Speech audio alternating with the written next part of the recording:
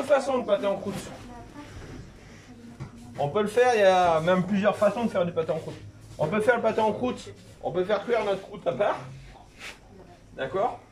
Par exemple, je fais cuire ma croûte là, à part, ce qu'on appelle une cuisson à blanc. C'est-à-dire, je moule mon pâté en croûte et derrière, je vais mettre des plombs dedans. Alors, des plombs, c'est pas du plomb de chasse. Hein. Le plomb, c'est. Ouais, on met du papier sulfure à l'intérieur. On peut mettre des pois chiches. Pois chiches, haricots secs. C'est pour pas qu'elle monte. Ouais, c'est pour pas qu'elle se déforme, pour pas qu'elle descende non plus. D'accord? En cuisson entière. Après, ce qu'on peut faire sur la cuisson entière, on peut très bien prendre notre appareil qu'on a fait hier de presser.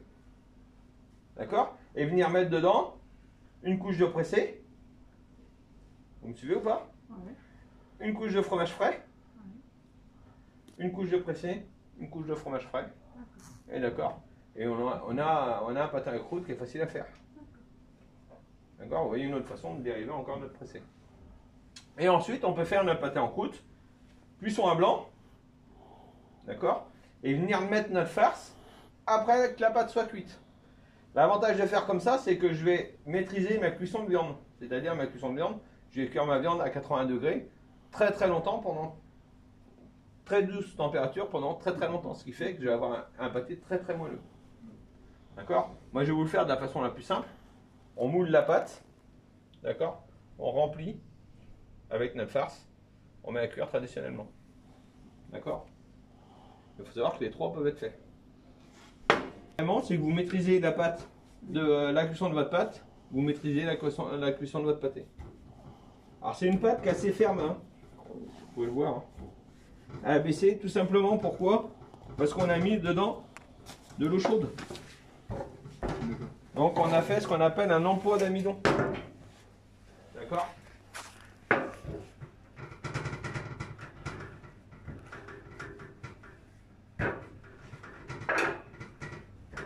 On a plusieurs sortes de façonnage de pâté en croûte. Là on va le faire au moule. D'accord? Et je vous en faire un, ce qu'on appelle façon pantin. Vous, façon pantin, c'est ce qu'il faut que vous fassiez. Alors surtout à la période de Pâques. D'accord? Faites-nous des pâtés de Pâques à base de chevreau. Au lieu de nous faire des pâtés de Pâques. Du lapin. D'accord? Du lapin, du. Non mais ça se fait avec tout, hein, moi je veux dire. Je travaillais dans l'entreprise, on faisait du pâté de pain avec du filet de dinde.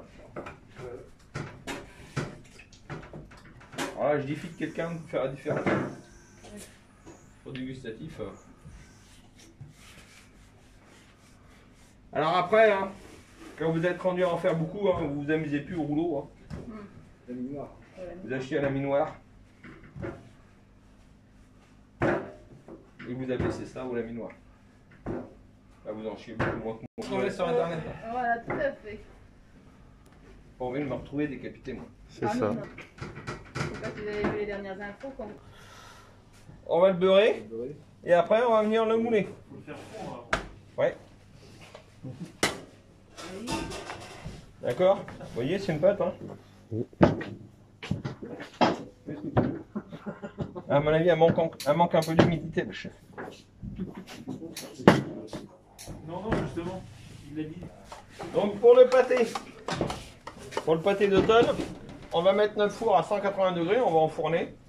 Le jour que notre pâté sera bien croûté dessus, une couleur bien brune, on baissera notre four à 100 degrés. Pour finir la cuisson de la viande soit plus douce. Voilà, plus moelleuse. Ok. Donc là, on beurre surtout bien le moule. Hein. C'est mouler notre pâté, notre pâte. Donc on plie notre pâte comme ceci. D'accord? Et on va venir mettre notre pâte.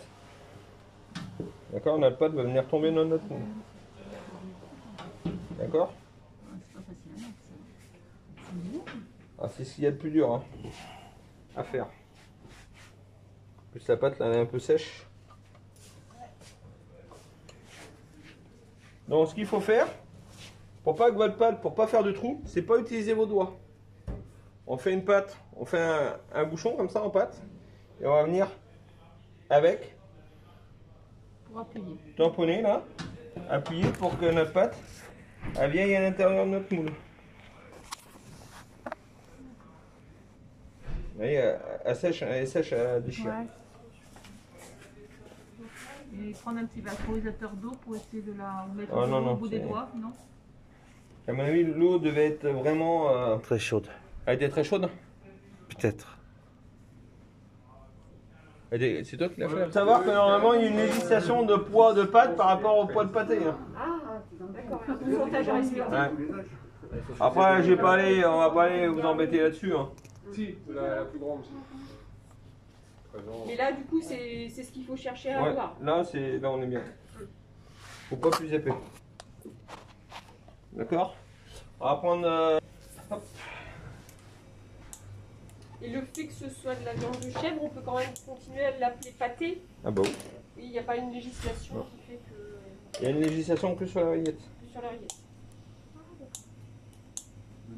Non, une rillette de chèvre, on peut pas dire rillette. Non. Enfin, si tu peux dire rillette, mais de chèvre. De chèvre, on est obligé de Voilà, Il faut qu'elle rillette de soit, chèvre. faut Ok. qu'elle soit, il y a un pourcentage de chèvre à respecter. Ok. Il faut pas Par que les gens défaut, pensent rillette, c'est C'est lié au fort. porc. Ouais. au porc, voilà, c'est ça, d'accord. C'était mis dans le code des mélanges. La saison. On met pareil.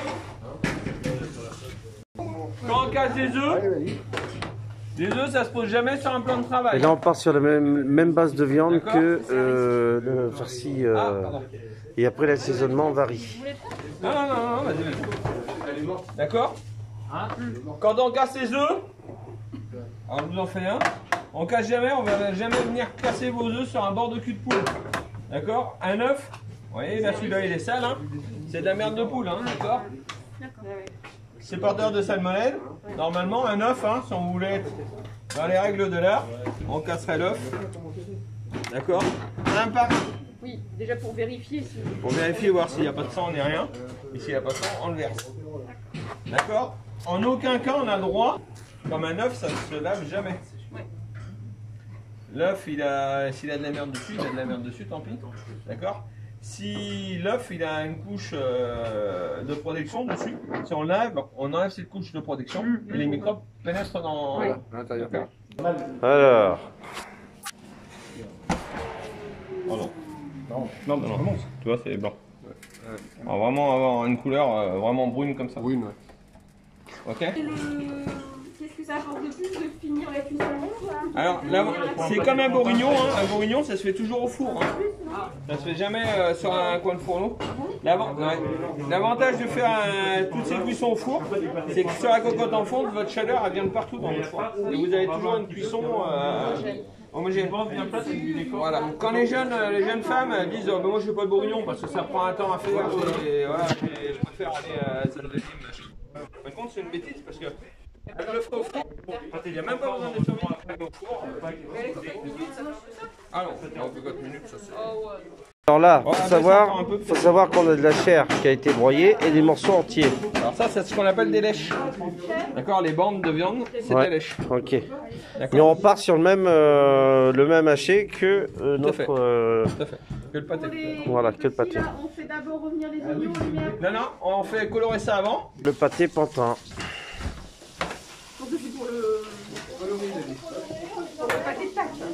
Alors pâté de Pâques ou pâté pantin, comme on veut. Hein. Après, pantin, c'est juste la façon de le façonner qui s'appelle pantin. Et c'était fait à Pantin. Je sais pas.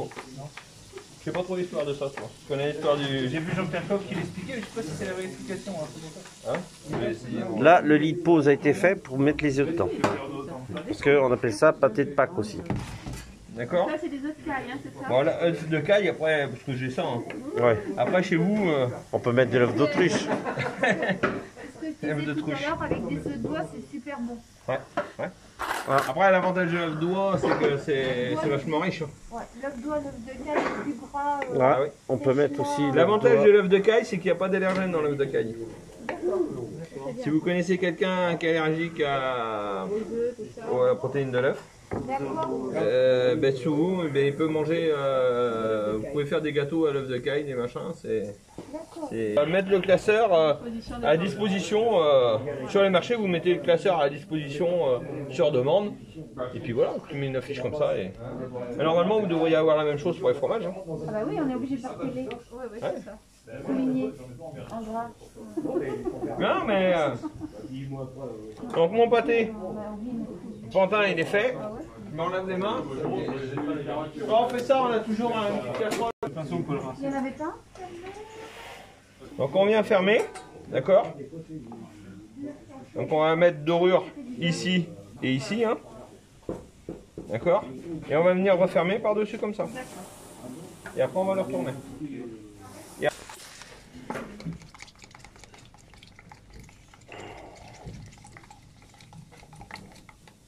Donc normalement quand on fait une dorure, jamais oublier, hein, c'est toujours mettre une petite pointe de sel.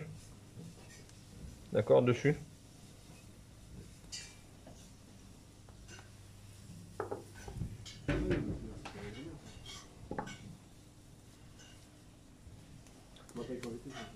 Alors,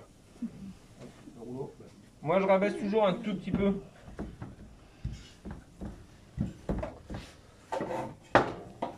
Sur les clients, la pâte, d'accord, ils sont quand même assez regardants les épaisseurs de pâte. Hein. Donc attention à ça. Il coupe là sur le couteau là. Je sais pas qui est.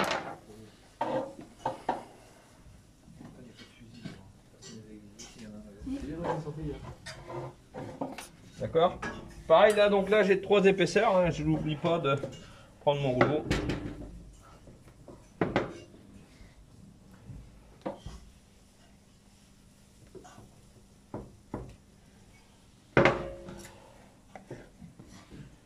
Hop. Le paquet cadeau quoi. C'est l'arbre du paquet cadeau. D'accord. Et là.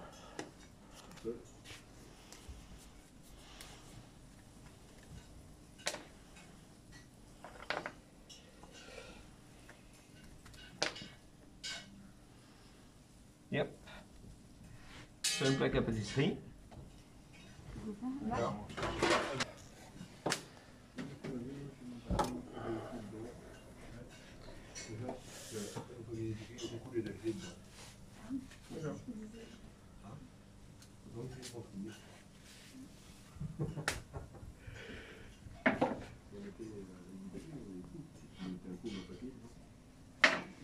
Alors quand vous faites vous mesurez. Hein.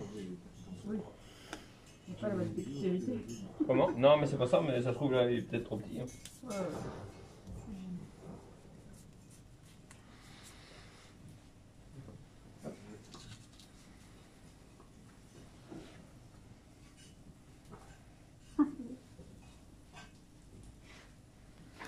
Fin de contenant. Pile pal. On dort une fois. On laisse reposer un petit peu. D'accord? Et on va venir dorer une deuxième fois. Ça pénètre, que ça pénètre bien dans la Ouais. pâte, qu'elle aille dorer. Vous pouvez le faire autrement. On peut le faire en individuel. En individuel, après ça fait beaucoup de pâtes. Hein. Ouais. Mais vous faites des 5, 6, 4 personnes. Et puis pour Pâques, vous emballez ça dans du papier cristal. Avec 2-3 petits œufs en chocolat autour. Hein, vous en plus, vous avez de la chance, vous pouvez prendre un petit peu de foin, ceux qui ont du foin bio. Mettre un petit peu de foin bio dessus, vous posez ça dessus. 2-3 œufs de Pâques avec, un papier cristal. Après, vous mettez, on va le faire cuire. Et en conservation sur les marchés, ça il faut le mettre de très en chambre froide. Ouais. Ils sont 180 degrés. Enfin, on met sur un étal à 4 degrés comme pour les fromages. Ouais. Donc là, je fais des trous. Oui. La petite cheminée. Ouais, la petite cheminée pour que la vapeur s'en aille, hein, pour éviter que ma pâte déchire. D'accord. Et puis là, je sais pas, on va faire.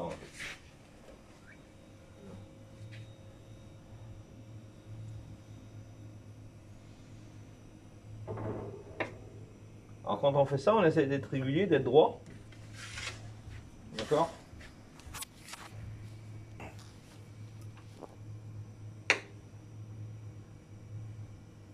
Pas avoir peur de prendre. On va mettre ça en four. On va mettre. Je suis pas sûr. Qu'est-ce que vous en pensez? Le champignon de chèvre là. C'est qu'on a fait bien. Congelé. Ouais. Normalement, il est en congélateur charcuterie. Je sais pas qui c'est qui l'avait mis. Sinon, vous avez qu'à prendre le mien. Hein. Pourquoi? Il est bien, bien. Non, non, mais on a fait. Ah oui, il était énorme, je pense. ça va pas rentrer. Ouais, je suis pas sûr qu'il rentre. Non, pas Moi, je avant, j'étais salé, maintenant. Voilà. Ce qu'on a fait hier. Là, avec c'est les- champignons de chèvre. Avec les œufs, d'accord. Voilà. Tac.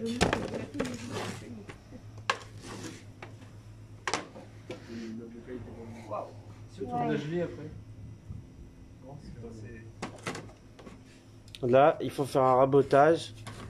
C'est du bricolage en fait la cuisine. On va chercher le raboteur Black & Decker. De chèvre là.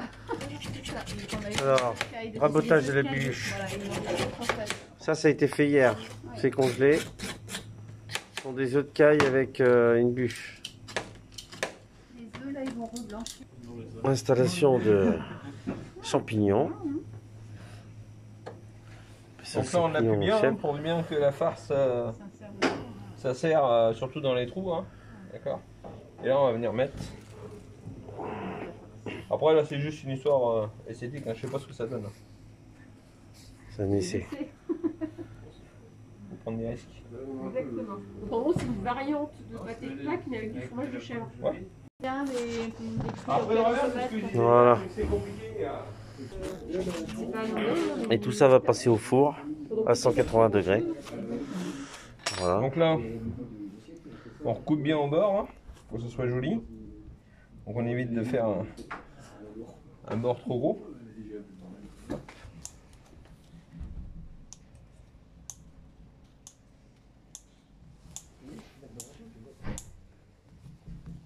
Alors moi ce qu'on va faire pour Caprinoble, là, je vais garder de la farce et j'en referai un dans le moule pile poil.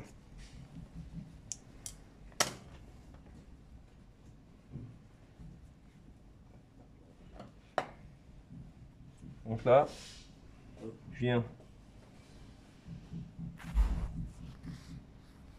Ça s'appelle chiqueté. D'accord. Vous voyez là. On peut remettre une pâte par-dessus après. Non, on n'est pas obligé. Pas obligé, ouais. Tu coules juste un truc. Ouais, la couler là-dessus, ouais. Couler la jet dessus, puis moi pour mes chanterelles, j'ai fait sauter. Je prends mes petits chanterelles. Là, tu les mets crus comme ça dessus. Non, non, non. Ah, Là, c'est pour vous faire voir le produit fini. Oh, d'accord. Une fois que ça fini, on met mes petites chanterelles dessus, comme ça. Et puis ça habille la farce. Ok. ok. Oh, ça va réduire. Voilà les pâtés cuits.